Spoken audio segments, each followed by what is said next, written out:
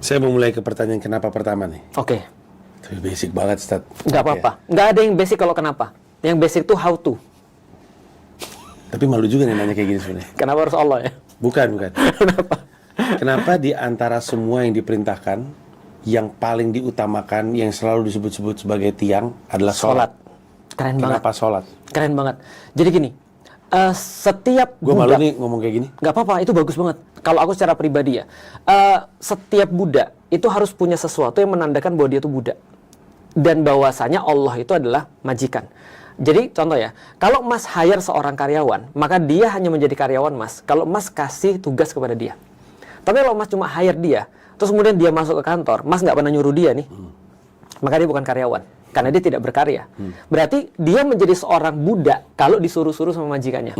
Sesederhana itu sih. Maka koneksi itu tercipta ketika kita disuruh-suruh.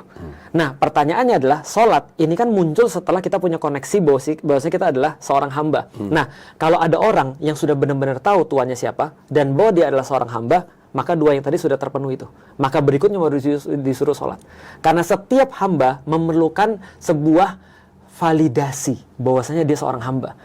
Maka seorang pecinta akan memerlukan validasi ketika dia mencintai seseorang. Kamu mau aku apa sih? Maka biasanya kalau ada orang yang mencintai seseorang, pertanyaan sederhana, mau makan apa? Kamu mau pergi kemana?